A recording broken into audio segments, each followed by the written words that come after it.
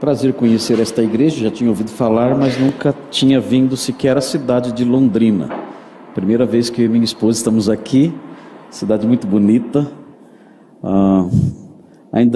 Pelo menos eu vi uma sala e um salão, são muito bonitos. A cidade mesmo só vi um pedacinho, não deu, e à noite ainda não deu para ter uma ideia clara, mas eu sei que é uma cidade muito bonita, muito organizada.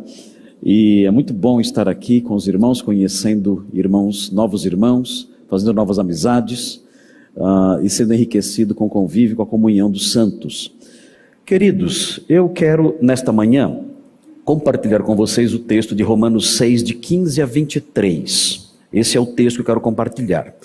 Eu preciso, antes de compartilhar esse texto, eu preciso esclarecer o que eu vou fazer hoje aqui, olhando para o texto. Eu tenho costume, já de muito tempo, de explicar, quando eu exponho um texto, eu tenho costume de dividir, de fragmentar o texto, é o meu modo de pregar. Eu fragmento geralmente em três pontos os textos que eu prego. E por que eu divido sempre em 3 pontos? Eu divido em 3 pontos porque eu falo para as pessoas quando eu prego. Eu falo, olha, nós vamos tratar então de 3, e aí eu enuncio uma palavra que nós chamamos de palavra-chave, quando nós estudamos hermenêutica. Então, eu digo, olha, nós teremos então aqui hoje 3 verdades, ou 3 considerações, ou 3 pontos, ou 3 fatos, e assim eu sempre divido em 3. Por quê? Porque dividindo em 3 e enunciando os pontos, então os irmãos, quando eu chego no 2, os irmãos falam, só falta 1. Então isso anima os irmãos a continuarem me acompanhando. Tem um efeito psicológico sobre as pessoas. Se eu falar, olha, tem 6 pontos, os irmãos falam, nossa, está no 2 ainda. Então isso desanima, as pessoas não querem mais acompanhar. Então geralmente eu faço assim, eu divido em 3 pontos, e então eu entro no texto e começo a explicar os versículos que estão relacionados àquele ponto que eu enunciei. E eu vou explicando os versículos detalhadamente, palavrinha por palavrinha. Explico até as preposições do texto e vou caminhando assim com muita vagarosidade, me detendo em detalhes. Mas isso faz com que os meus sermões de 3 pontos acabem virando 3 sermões de um ponto só cada um. E eu demoro para expor as coisas, demoro muito.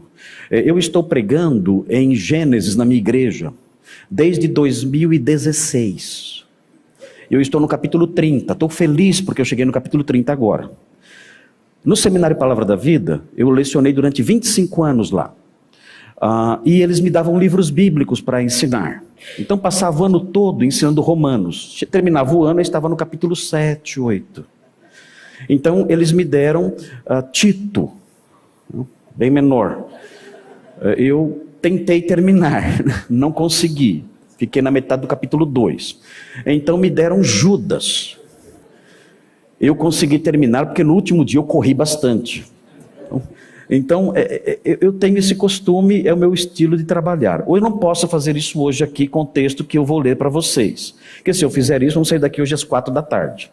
E eu sei que vocês não vão me suportar esse tempo todo. Então, a forma como eu vou abordar o texto aqui hoje é diferente. Eu quero apontar para os irmãos hoje aqui o avanço na estrada da fé. Porque o texto que nós vamos ler, ele fornece algumas informações acerca do nosso processo, que vamos chamar de um processo de salvação, e como ele começa e onde ele termina. E eu vou chamar os irmãos para que os irmãos me acompanhem nessa caminhada.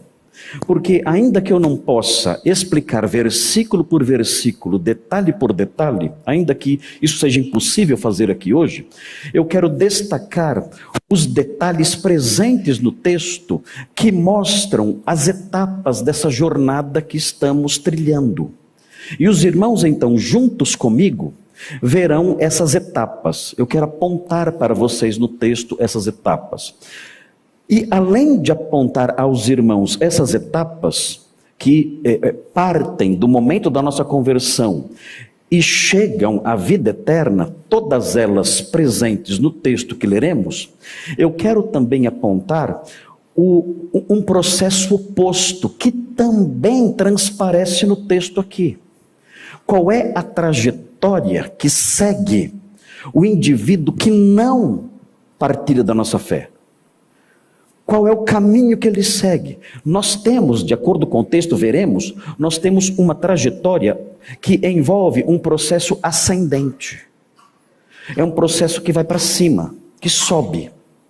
E no mesmo texto, o apóstolo Paulo, ao falar desse processo ascendente, ele também mostra um processo que é o oposto, é um processo descendente. Ele mostra isso também. Eu quero, com a graça de Deus, mostrar esses dois processos para os irmãos, e fazer isso da forma mais rápida possível e clara possível, para que os irmãos vejam o distanciamento que há entre aquele que caminha na jornada da fé, na estrada da fé, e aquele que não caminha nessa jornada, mas segue por outros rumos. E os irmãos então verão isso no texto, nós veremos isso, esses elementos estão claramente presentes aqui, e ao final disso, eu quero propor aos irmãos algumas aplicações, algumas lições de relevância prática relacionadas a essas coisas que eu vou falar. Então, queridos, a princípio, vamos ler o texto inteiro. Romanos 6, versículos 15 a 23. Observe, é muito simples, não é um texto difícil. Veja o que diz o texto, diz assim: E daí? Haveremos de pecar porque não estamos debaixo da lei e sim da graça? De modo nenhum. Não sabeis que daquele a quem vos ofereceis como servos para obediência, desse mesmo a quem obedeceis sois servos? Seja do pecado para a morte, ou da obediência para a justiça? Mas graças a Deus, porque outrora, escravos do pecado, contudo viestes a obedecer de coração a forma de doutrina a que fostes entregues. E uma vez libertados do pecado, fostes feitos servos da justiça. Falo como homem por causa da fraqueza da vossa carne. Assim como oferecestes os vossos membros para a escravidão da impureza e da maldade, para a maldade, assim oferecei agora os vossos membros para servirem à justiça, para a santificação. Porque quando éreis escravos do pecado, estáveis isentos em relação à justiça. Naquele tempo, que resultado colhestes? Somente as coisas de que agora vos envergonhais, porque o fim delas é morte. Agora, porém, libertados do pecado, transformados em servos de Deus, tendes o vosso fruto para a santificação e, por fim, a vida eterna. Porque o salário do pecado é a morte, mas o dom gratuito de Deus é a vida eterna em Cristo Jesus, nosso Senhor. Amém. Irmãos, observem, o apóstolo Paulo começa o texto dizendo: E daí? Haveremos de pecar porque não estamos debaixo da lei e sim da graça? O apóstolo Paulo diz isso, ele faz essa pergunta, a pergunta retórica, a resposta é óbvia, é claro que não, de modo nenhum. Ele responde a pergunta retórica, de modo nenhum, é um não enfático.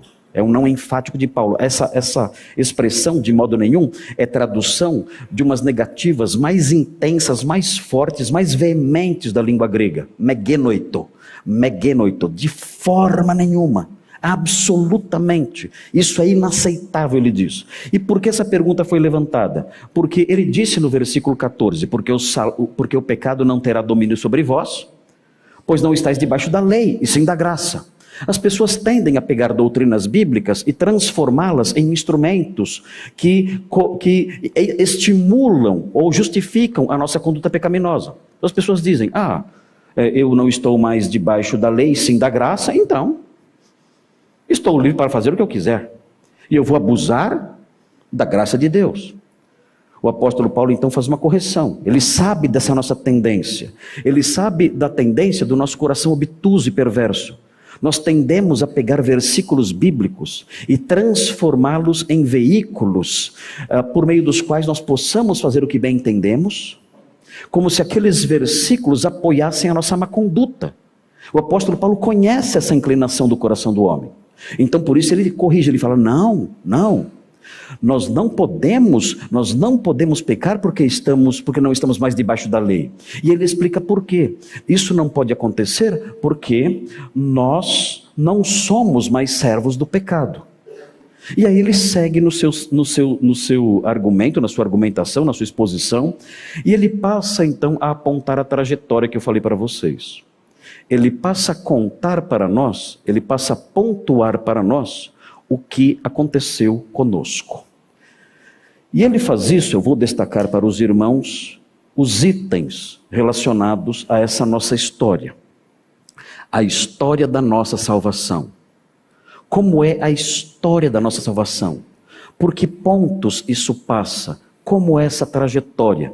O texto mostra isso com clareza. Vejam, observem em primeiro lugar o versículo 17. Vejam a primeira parte do versículo 17. Veja de onde nós partimos. Qual é o ponto de partida dessa jornada que culmina na salvação eterna? Versículo 17, a primeira parte diz assim: mas graças a Deus, porque outrora, escravos do pecado. Esse é o ponto de partida, é a estação inicial de que partem todos os seres humanos. Todos os seres humanos, na sua jornada ao longo da vida, partem dessa estação. Todos somos, ou éramos, aqueles que não são crentes ainda são, escravos do pecado. Isso significa o quê? Isso significa o domínio do pecado sobre a pessoa. A pessoa que não conhece o Evangelho, que permanece como escravo do pecado, sobre ela paira uma culpa que é imposta sobre ela, a culpa de Adão, que de acordo com Romanos 5 é imposta sobre ela e que gera condenação, e não somente isso, sobre ela também domina a sua natureza pecaminosa. Ela tem o que o apóstolo Paulo chama de velho homem, a carne. Isso, essa inclinação, esse pendor para o mal, a domina. De tal modo que ela é escrava das suas paixões. Ela é escrava da sua natureza pecaminosa. E todo ser humano parte dessa estação. Esse é o primeiro estágio na jornada do ser humano. Mas vejam o que acontece com o crente. Veja a sequência, o texto diz assim: mas graças a Deus, porque outrora escravos do pecado, vejam, contudo, agora vem o segundo estágio. Qual é o segundo estágio que vem agora? Algo aconteceu. Nós partimos da estação da escravidão do pecado e chegamos num outro estágio, num outro ponto de que o texto fala. Algo aconteceu conosco que mudou essa situação. E vejam o que é. O versículo 17, na parte B, na segunda parte, esclarece o que aconteceu. O texto diz: contudo, viestes a obedecer de coração a forma de doutrina a que fostes entregues. O segundo estágio. Isso mudou tudo. Isso vai determinar todos os eventos, os passos, os estágios posteriores. Nós passamos a obedecer a forma de doutrina, e é curiosa essa expressão, a forma de doutrina a que nós fomos entregues. É curioso por quê? Primeiro, porque obedecer aqui está acoplado a uma resposta positiva ao Evangelho. A forma de doutrina a que fomos entregues é uma referência ao Evangelho, ou seja, o ensino cristão, o ensino acerca de Cristo como Salvador. Nós obedecemos a essa doutrina. Como? Nós obedecemos essa doutrina porque essa doutrina tem um chamado embutido. Sempre que nós apresentamos essa doutrina a alguém, o Evangelho a alguém, embutido nesse ensino está um chamado, um convite. Nós não precisamos, a rigor, ainda que possamos fazer isso, mas não precisamos, a rigor, fazer apelos em nossas pregações evangelísticas. Por quê? Ainda que as pessoas façam, não tem problema nenhum nisso. Mas nós não precisamos, porque o Evangelho em si, ele tem um chamado embutido dentro dele. Eu me lembro que quando eu certa vez estava levando um pintor na minha igreja, eu moro em Atibaia, mas minha igreja é em São Paulo. Então às vezes eu pego profissionais que eu conheço na minha cidade e levo para a minha igreja para fazer algum serviço lá.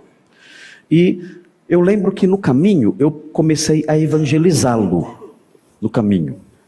E ele foi ouvindo o Evangelho.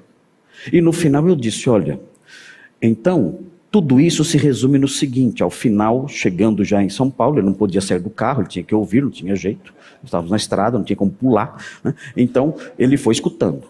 No final eu disse, por isso, o resumo disso tudo é o seguinte, quem crê no Filho tem a vida eterna. Quem, no entanto, se mantém rebelde contra o Filho, ou seja, quem não crê nele, não verá a vida. E parei de falar. Ele ficou quieto. Eu sabia o que estava acontecendo na cabeça dele. Ele estava diante de um convite. Você vai crer ou não? Há alguém chamando você. Você vem ou não vem? Quando a pessoa vai, o que ela faz? Ela obedeceu o convite. Ela obedeceu o chamado. Isso aconteceu conosco. Nós obedecemos o ensino de Cristo, o ensino da verdade, o ensino da salvação. Quando nós ouvimos o convite, o chamado, a ordem para ir, nós fomos. Por isso nós chamamos, nós nos consideramos, e o texto bíblico, o apóstolo Paulo fala sobre obedecer o Evangelho. Obedecer o Evangelho é atender o convite que está embutido nele. Obedecer o Evangelho é atender o chamado que está embutido nele. Quando ele chama e eu vou, eu então obedeci o Evangelho. Então isso está presente aqui. Vocês obedeceram a forma de doutrina, o ensino cristão, o Evangelho, o ensino de que a salvação está em Cristo, de que fora dele não há perdão, nós obedecemos a isso. E vejam, a forma de doutrina a que fostes entregues.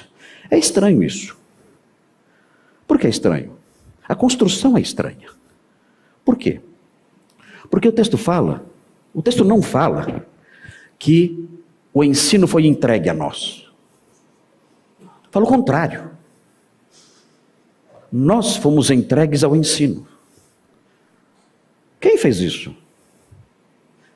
Quem nos entregou a esse ensino maravilhoso? De tal forma que esse ensino não fosse nosso, mas nós fôssemos dele. Quem fez isso? Quem nos entregou a esse ensino? Claro, sabemos. Quem é o único que tem força e poder para fazer isso? Deus. Deus nos entregou a esse ensino. E aí surge a pergunta, mas o que isso significa? O que significa a realidade de que eu fui entregue a um ensino? Muito simples. Se nós olharmos toda a passagem, nós vamos descobrir que o apóstolo Paulo enfatiza muito o conceito de escravidão. Ele fala sobre isso. A escravidão do pecado, a escravidão da justiça, ele fala sobre isso. Então tudo indica que a ideia presente aqui é que Deus nos tomou como escravos e nos entregou para esse ensino, numa espécie de figura de linguagem, para que esse ensino fosse o nosso Senhor. E nós fôssemos escravos desse ensino. Isso é maravilhoso demais. Deus nos entregou para sermos escravos da verdade. Meu Deus, obrigado por essa escravidão maravilhosa. Deus nos entregou para sermos escravos do Evangelho. Meu Deus, agora eu entendo. Agora eu entendo porque eu só penso nisso. Eu só vivo isso. Isso me domina o tempo todo. Eu não sou crente de final de semana. Eu vivo pensando no Evangelho. Em cada situação da minha vida, eu tento adequar aquela circunstância ao que Deus quer. Eu passo por situações corriqueiras, na minha universidade, na minha família, no meu condomínio, nos lugares que frequento, no meu trabalho. E essas circunstâncias, esses detalhes todos, toda hora, em todo momento, eu procuro colocá-los sob as lentes da vontade de Deus para mim. Como Deus quer que eu haja. Como Deus quer que eu reaja. Porque eu sou assim. Agora eu descobri. Porque eu sou assim. O mundo fala fanático.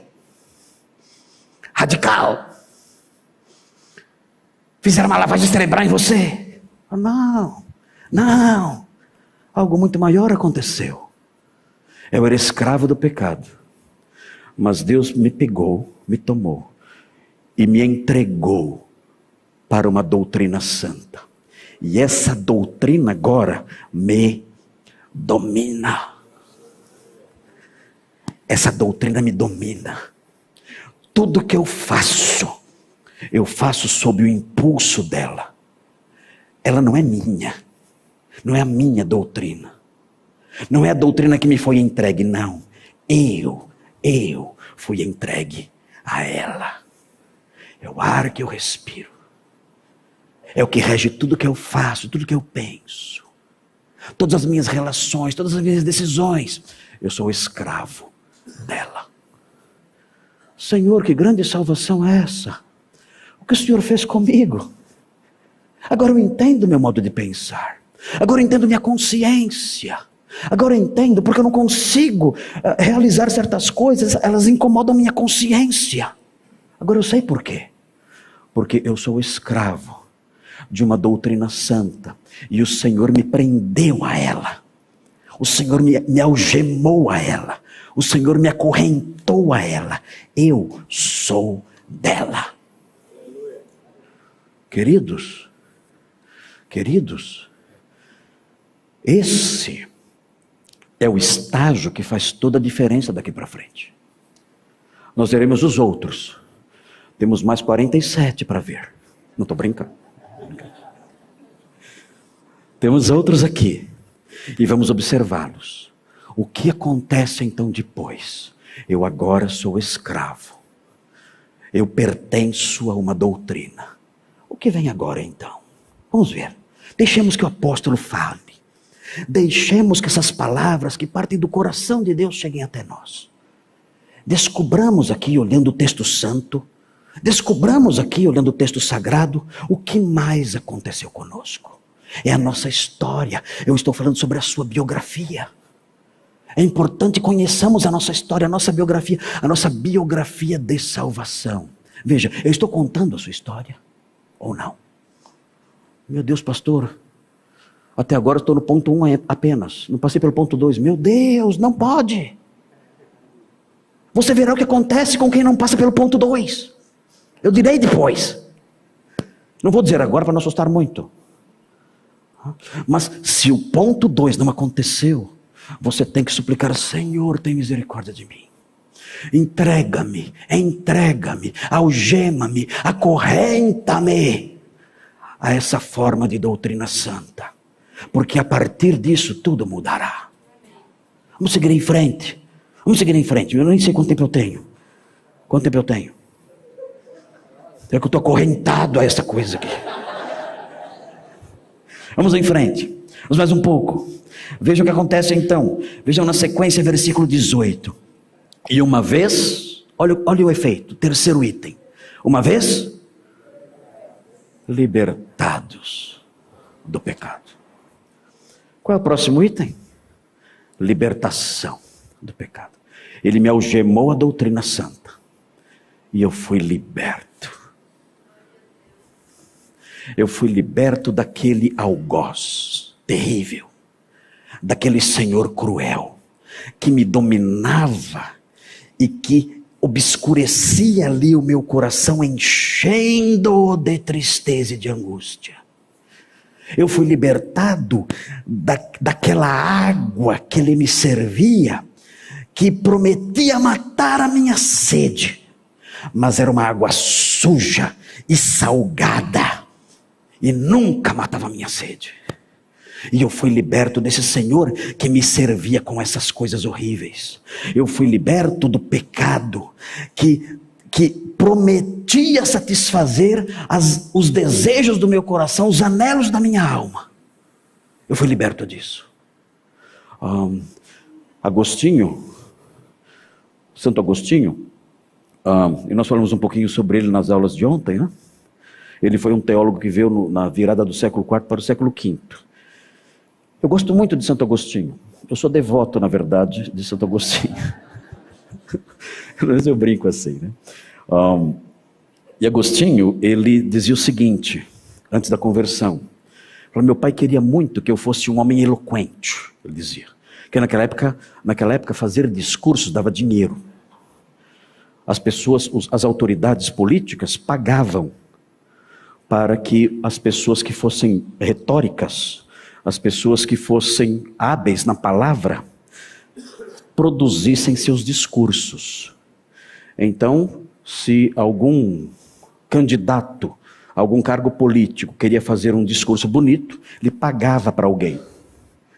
E Agostinho, então, ele tinha essa profissão, ou melhor, o pai dele queria que ele tivesse essa profissão, de ser alguém capaz de dissertar. E ele diz então o seguinte, ele diz uma frase nas suas confissões que é muito linda. Agostinho joga muito com trocadilhos, ele é muito inteligente, Santo Agostinho. E ele fala o seguinte, meu pai queria que eu fosse discertus. Discertus, no latim, alguém capaz de fazer dissertações, de dissertar. Meu pai queria que eu fosse discertus, mas eu era, ele completa, desertus. Ele queria que eu fosse discertus, mas eu era desertus. O pecado transformou meu coração num terreno árido, seco. Foi isso que o pecado fez comigo. Mas Agostinho um dia ouviu o Evangelho e tudo mudou. Eu não vou contar a história. Você vai ler as confissões de Agostinho depois que acabar o culto. E aí você vai aprender a história maravilhosa da conversão de Agostinho de Hipona. Libertação do pecado. Foi o outro estágio, quando nós fomos entregues a essa forma de doutrina, nós fomos libertos do pecado. E vejam na sequência, na letra B, no 18b, o que segue a isso que aconteceu no item 3. E uma vez libertados do pecado, veja o que vem agora. Fostes feitos servos da justiça. Vejam a sequência, estão acompanhando a sequência? O apóstolo Paulo está contando a nossa história. Éramos escravos do pecado. Fomos então entregues a uma forma de doutrina, o Evangelho. Isso nos libertou do pecado e nos transformou em escravos da justiça. Agora é a justiça, é a retidão o que nos domina. Agora é a justiça, é a retidão, aquilo que controla a nossa vida. Nós agora temos nós agora temos uma... Estão me ouvindo? Tá bom assim? É assim? Ok. Nós agora temos uma consciência regida pelos valores de Deus. Antes, nós fazíamos o mal.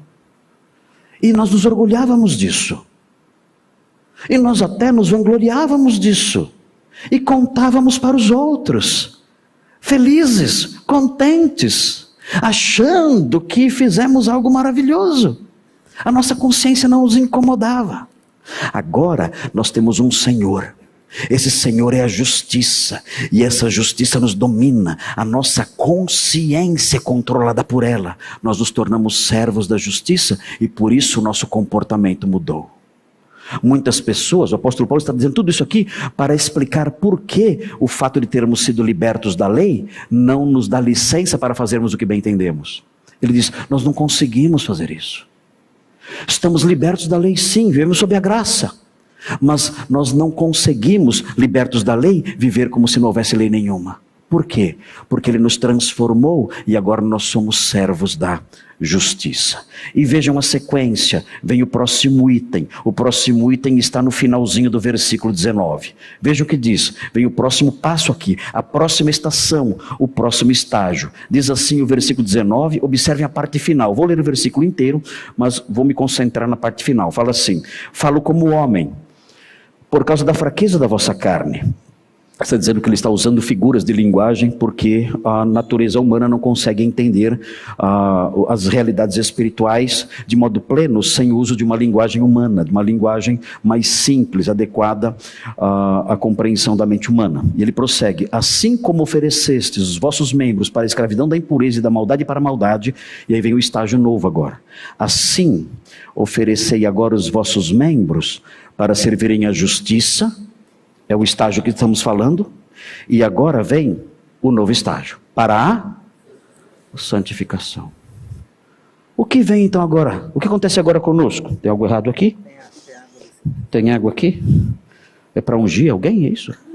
Para eu tomar? Não, agora não preciso. Ok, obrigado, irmão Hildo. Mas veja o que acontece então agora. Nós fomos servos da justiça e agora passamos então a crescer numa direção. Que direção é essa? A santificação. Vamos sendo santificados.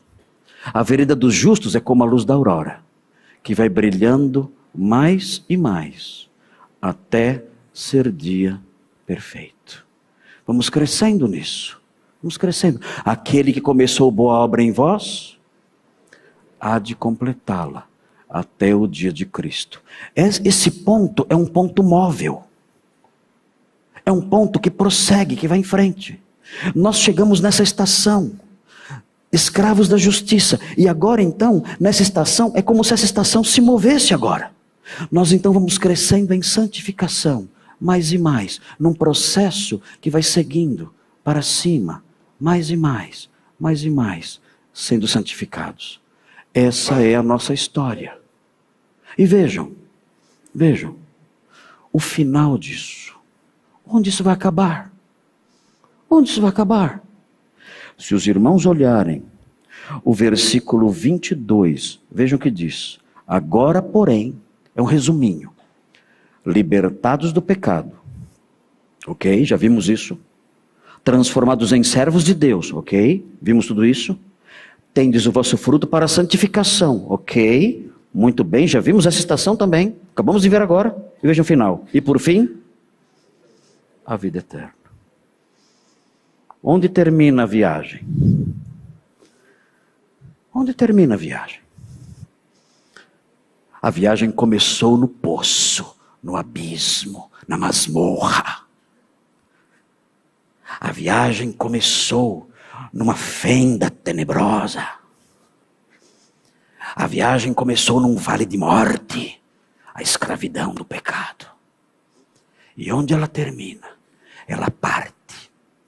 Ela passa pela obediência à doutrina, que se torna dona de nós. Ela vai para a libertação do pecado. Ela nos transforma em servos da justiça. Começamos então o processo de santificação. E o final dele, a vida eterna. Essa é a nossa história. Em que estágio nós estamos? Eu quero crer que a maioria aqui está no estágio que precede a vida eterna. Qual é o próximo passo? A vida eterna. Se você já é um crente, todos os outros estágios já foram superados. E falta um só. A vida eterna. Vocês conseguem perceber o tamanho da distância entre o primeiro ponto e o último ponto? De escravos do pecado. E aqui o último ponto, lá no topo, a vida eterna. Isso é maravilhoso demais, é a nossa história, a nossa biografia. A grande vantagem dessa biografia é que nós sabemos o que aconteceu, e não só o que aconteceu, é uma biografia que mostra o que acontecerá. Como pode isso? O Senhor diz, olha, esse caminho que vocês começaram lá atrás, quando foram libertados do pecado, eu sei onde ele acaba. E vocês podem saber onde ele acaba. Ele passa por vários estágios. Ele passa pela santificação, ele vai seguindo em frente. E ele culmina na vida eterna. Vocês estão no caminho da vida eterna. Quando vocês foram libertos do pecado e passaram a obedecer à forma de doutrina que fostes entregues, se tornaram servos da justiça, começaram a crescer em santificação, o final disso é a vida eterna. Essa é a sua biografia. É a biografia pregressa, e a biografia futura. E eu volto a perguntar: em que ponto você está? Dessa biografia, dessa trajetória, dessa senda, desse caminho, dessa estrada. Essa é a estrada da fé. Agora notem, enquanto o apóstolo Paulo diz essas coisas, ele também deixa transparecer as realidades da outra estrada. Meu Deus! Elas estão aqui também. Elas aparecem meio que em segundo plano, mas aparecem. E nós podemos vê-las. Vocês podem me acompanhar e percebê-las juntos comigo, na medida em que eu os tomo pela mão e caminho sobre a passarela do texto com vocês. Se vocês me derem mais alguns minutos. Se vocês me derem mais alguns minutos, eu vou tomar a mão de vocês e caminhar sobre essa passarela do texto. E como um guia exegético, hermenêutico, eu vou apontar para vocês os traços do outro caminho. E eu espero, Deus nos ajude. Eu espero que ninguém aqui, ninguém trilhe esse outro caminho ou esteja trilhando esse outro caminho. E se alguém está trilhando esse outro caminho, hoje, mude. Porque esse outro caminho, se o primeiro que eu mencionei, ele parte da escravidão e vai crescendo e subindo e subindo e subindo até chegar na vida eterna, esse outro é o contrário. Ele vai descendo, descendo, descendo, descendo, descendo.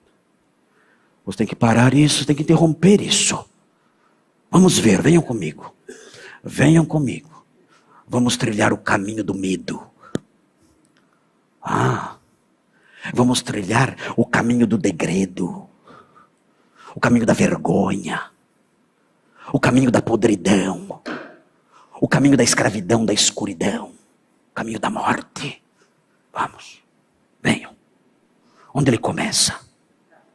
Onde ele começa? Ele começa no 17 também. Vejam, o texto diz no 17: outrora, escravos do pecado. Ok? Escravos do pecado. Qual é o problema do outro caminho? É que ele parte daqui, mas ele não vai na direção do ser entregue à doutrina santa. Ele continua como escravo do pecado. O segundo estágio, ascendente, ele não conhece.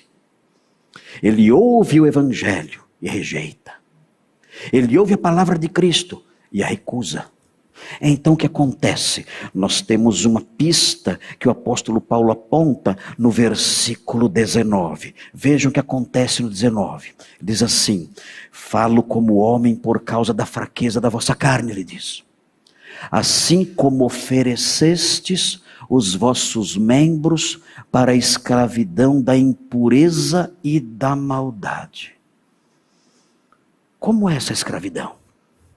Ele não foi liberto pela doutrina, pelo evangelho. O que acontece então? Ele se torna, como escravo do pecado, alguém que serve à impureza e à maldade. E o que é isso? Que caminho horrível é esse? O que é a impureza? Aqui, a palavra presente aqui que o apóstolo Paulo usa, é uma palavra que denota, entre outras coisas, todo tipo de sujeiras sexuais. É um homem que é escravo da lascívia. É um homem que é escravo de sujidades morais. Ele vive em fornicação, em pornografias, em prostituições, em lascívia. Todo tipo de imundícia sexual ele pratica. Ele é escravo do pecado. Ele não foi liberto, ele não foi para o segundo estágio do caminho que ascende. Não, ele permanece como escravo. Então ele é escravo da impureza e da maldade. O que é a maldade? O termo que o apóstolo Paulo usa significa alguém que é desregrado. Ele não tem normas morais em sua vida. Ele faz o que ele quer. Ele faz o que ele bem entende. O seu ventre, os seus prazeres pessoais determinam a sua conduta. Ele é esse tipo de escravo. Ele rejeitou o evangelho, então ele começa a descer. Eu sou o escravo do pecado. Eu vou então agora viver na imundícia e numa vida desregrada. É assim que eu vou viver. Mas vejam a sequência. Ele vai descer mais. Vejam, o texto diz assim, versículo 19, diz assim. Desculpem.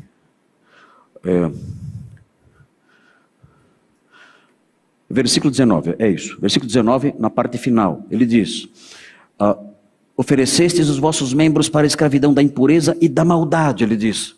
É o estágio que eu mencionei agora. E vejam a sequência: escravidão da impureza e da maldade para a maldade. O que significa isso? Escravos da maldade para a maldade.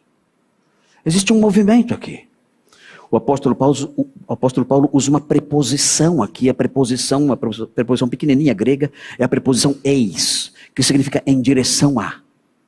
A ideia presente é de um movimento.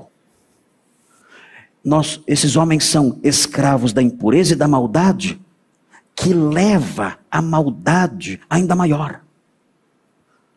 É um processo de deterioração. É a maldade que parte daqui e vai para lá. Uma maldade ainda maior. Ele vai crescendo na maldade. Ele vai crescendo em objetivos. Ele começa a ter objetivos maldosos. Ele começa praticando a maldade. Então ele cresce nisso e começa não somente a praticar a maldade. Ele começa também a ter objetivos maldosos. Ele começa a querer prejudicar as pessoas, puxar o tapete delas, maldizê-las, caluniá-las, prejudicá-las para tentar obter uma vantagem para si. É a maldade que cresce em propósitos de maldade. E isso não para aí. Vejam a sequência no versículo 21. O versículo 21 diz: naquele tempo que resultado colhestes. E ele explica: somente as coisas de que agora vos envergonhais. Qual é o próximo passo? Ele começa a realizar coisas vergonhosas. Nós, quando lembramos dessas coisas que fazíamos, nós temos vergonha. Ele não. Ele continua a fazer coisas vergonhosas. Coisas que hoje ele sequer quer mencionar. Coisas que hoje ele sequer gosta de lembrar. Mas esse indivíduo que não passou pela libertação, ele começa a praticar essas coisas vergonhosas e se orgulha delas. Ele as narra aos seus amigos. Diz: você não sabe quão bêbado eu fiquei. Ele se orgulha disso. Chegou um momento que eu caí bêbado. E os amigos riem. Uau! Como você é fantástico. Que cachaceiro extraordinário. E eu não bebi para fazer isso aqui. Mas é assim que funciona a mente dessas pessoas. Nós nos envergonhamos do que fazíamos antes. Eles se orgulham. Eles contam para os outros, publicam nas redes sociais, contam para os seus amigos, e seus amigos então incrédulos, cegos como eles, começam a aplaudir essas coisas. Uau, que lindo o seu caminho. Você é escravo do pecado. E sendo escravo do pecado, você se entrega a todo tipo de impureza e maldade. E você cresce nessa maldade e realiza coisas vergonhosas, mas se orgulha delas. E qual é o final disso? Essa vida vai assim. Essa vida vai nesse embalo. Essa vida vai nessa velocidade. Essa vida vai nesse ritmo. E como ela termina, o versículo 21 fala: somente as coisas de que agora vos envergonhais, porque o fim delas é a morte. É o último estágio. Morte. O apóstolo Paulo então pega tudo isso. E ele fala: eu vou resumir os dois caminhos. Eu vou resumir as duas trajetórias. E ele então escreve: porque o salário do pecado A escravidão. É a morte. Ele pulou todos os outros estágios. É um resumo. Que o salário do pecado é a morte. Mas o dom gratuito de Deus, a sua doutrina, o seu perdão, a sua libertação é a vida eterna. 2 caminhos. O caminho da escravidão do pecado, morte. O caminho da libertação, da doutrina santa, da verdade, vida. O salário do pecado, a morte. Mas o dom gratuito de Deus, a vida eterna. 2 caminhos. 2 estradas. 2 sendas. Uma parte de uma fenda horrorosa, mas vai clareando, clareando, brilhando, brilhando, brilhando e chega à vida eterna. A outra parte desta mesma senda, dessa mesma fenda mortal, e desce e se afunda mais e mais em abismos horríveis e sujos, e no final, morte. Qual é a sua senda? Qual é o seu caminho? Em que caminho você está? Eu descrevi o segundo caminho agora há pouco, muito rapidamente. Você pode dizer, pastor, eu estou no segundo. Ah, você está no segundo caminho. Você não sabia, mas eu sei. Eu sei onde ele vai acabar. E eu estou contando para você onde ele vai acabar. O fim dele é a morte eterna. Pastor, o que eu faço? Você tem que ouvir a doutrina a que nós fomos entregues. Você tem que ouvir a voz do Salvador dizendo, vem, eu perdoo, eu lavo, eu transformo. Eu tiro você dessa fenda, dessa caverna gelada, horrível, escura, suja. Eu tiro. E eu coloco você no caminho de vida. No caminho florido da verdade. Eu coloco você na senda que termina no céu. Eu coloco você lá, venha. Abandone a mesa. Abandone a mesa suja dos alimentos podres da caverna. Abandone essa mesa. Venha, eu conheço essa mesa. Eu já estive aí. Eu já andei aí. Eu já conheci essa mesa, eu já vi essa mesa. Saia dessa mesa de alimentos pútridos. Venha para a minha mesa. Venha. Venha para a minha mesa. Eu perdoo tudo. Eu perdoo tudo. Vem. Vem. Eu perdoo. Eu perdoo. Eu lavo. Eu transformo. Eu tomo você pela mão. Eu vou andar junto com você numa nova estrada. Venha, coma do meu pão. Beba do meu vinho. Farte-se do meu pão. Embriague-se com o meu vinho. Venha, diga, Senhor, socorro, salva-me. Eu quero ser seu escravo, quero ser seu servo. Quero mudar os meus caminhos. Socorro, o Senhor lhe servirá. O Senhor colocará você na sua mesa. Lhe servirá o seu pão, a sua própria carne. Lhe servirá o seu vinho, seu próprio sangue. Lavará você, alimentará seu coração, lhe dará vida eterna. E acompanhará você ao longo desse caminho maravilhoso, a vida eterna. Você terá novidade de vida, perdão. O nome disso, o nome desse caminho ao qual ele guiará você, desde agora e até o final, é o caminho da felicidade. É isso. O caminho da felicidade. A mesa está pronta. O Senhor está dizendo, vem. Vem.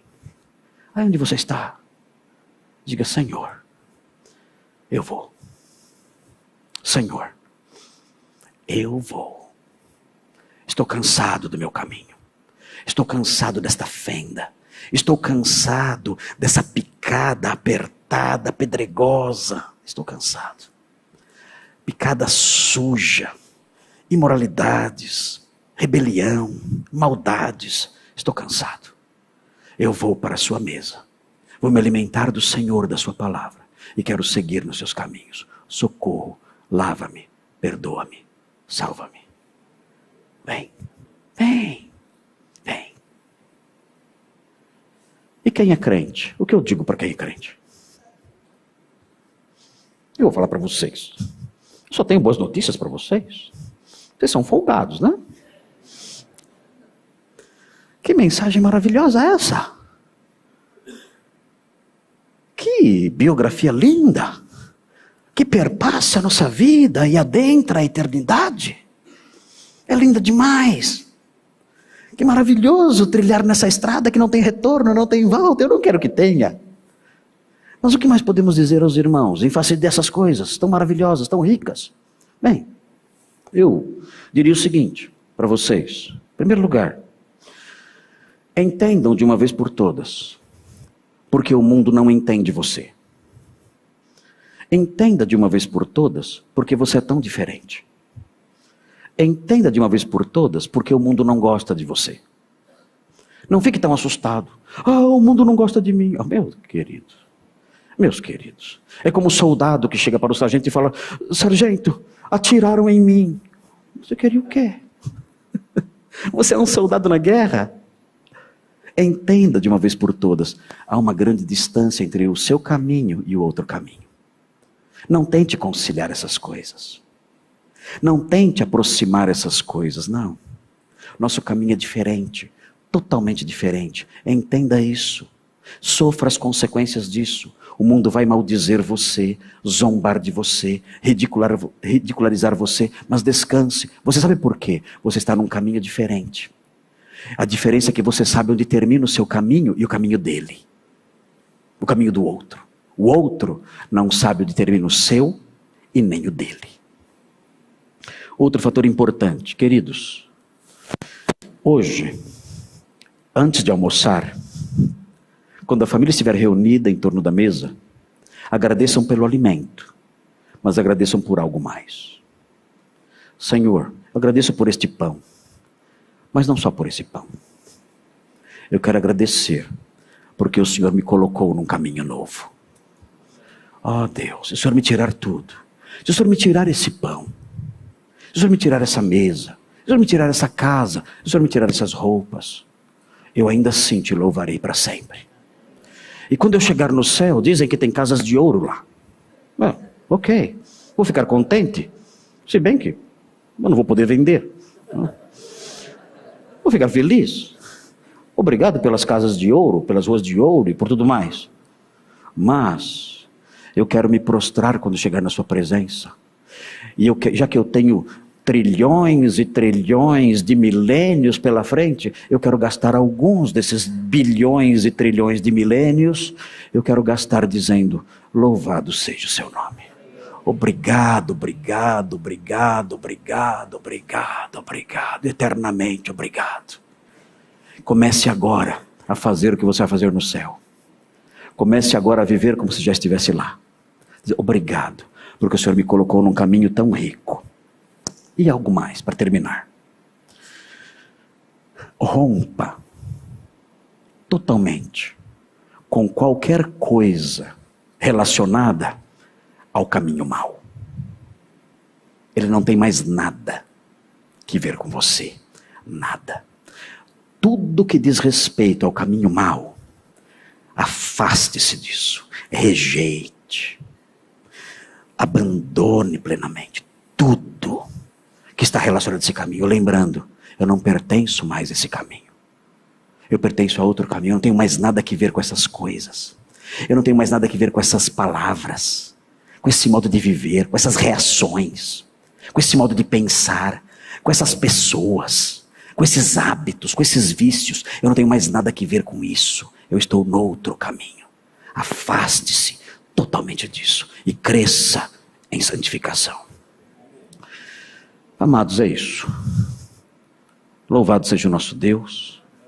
Obrigado pela oportunidade especialíssima de humildemente compartilhar essas verdades maravilhosas com vocês. Espero ter aquecido seus corações com a verdade. E espero ter assustado alguns aqui. Mas o seu medo não precisa perdurar. Basta ouvir a voz do Salvador. Bem, vamos orar. Santo Deus, obrigado por sua graça sem fim. Porque há somente 2 caminhos. E aprendemos como eles são.